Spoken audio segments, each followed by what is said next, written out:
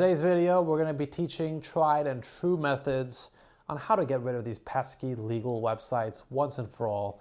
Google loves these things, and the reason for that often is because unfortunately you didn't have a lot of online content, with there not being a lot of actual social content, website content, and dynamic content about you jumping around and being you.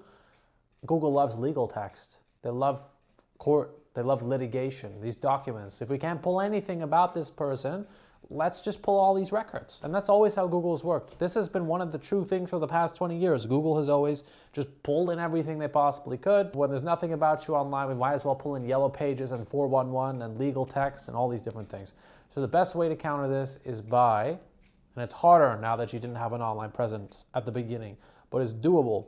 What you're going to do is build a personal website. Always do that first. It will rise to the top. You're going to own that piece of real estate, we call it. I just call it that. It's going to be on the first page of Google. And then you're going to open up social media. Get publishing on it. You have to do more than just open an account with 0 followers and 0 posts. Unfortunately, tie it to yourself professionally. You're going to have to put some work into it. Publish content there as well. That's going to get you the first link. That's going to get you some sprinkling in Google search results. It is not going to get any of these sites to disappear immediately, unfortunately. The next thing you have to do once you've owned maybe like 30 to 60%, 30 to 40% of that first page is then go and create longer documentation that Google can say, okay, these socials are related to this person, this website is, we still want to throw this legal litigation stuff in the middle. In order to get them to stop doing that, you need to release long form informational dense content, okay? We found PDFs work really well. We go into canva.com, we create this slideshow, make it look beautiful, put your image in it, talk about your professional background, the opening slide, have your name in it maybe 10 to 15 times, do a 10-page slideshow, and then we'll publish that on your website. We'll make it indexable. We'll make a button to download the PDF, but we'll help that PDF link to Google. Well, we'll help the PDF get indexed by Google, so it will show the PDF document in Google. That is a great way to just swap out one of those negative legal links or push it down a little bit because it's longer, it's more contextual, has your name in there more, it's coming from your personal website. Then we'll use press releases.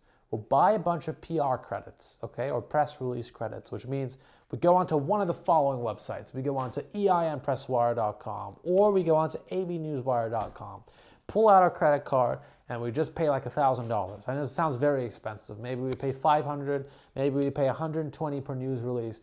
We do that.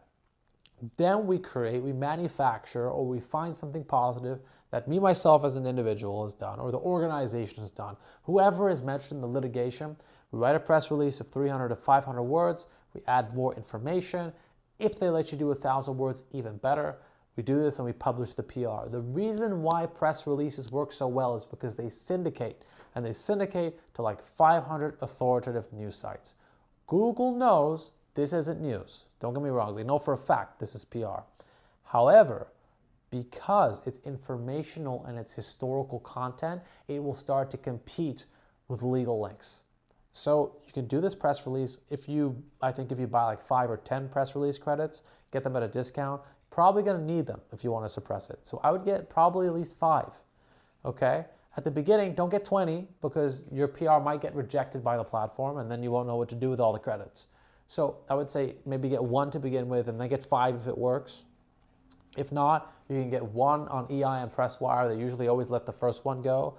And then if you keep trying to rinse and repeat the same story, they know you're doing reputation management. So then you can switch on to a new PressWire and do it there as well. You don't want to use expensive ones like Cision or Business Wire because they're outrageously expensive. They're not that much better. They're a little bit better, but they're not that much better. Not really going to help you out. So if you want to suppress court records, dockets, negative links, so on and so forth, that's the way to do it. My name's Nadernejad. We've been doing this work for the past 11 years. If you need help, you can book a call with me by clicking the calendar link in the description down below. It's no obligation, no cost to meet with me, and I look forward to hearing from you. Thanks for watching. Take care.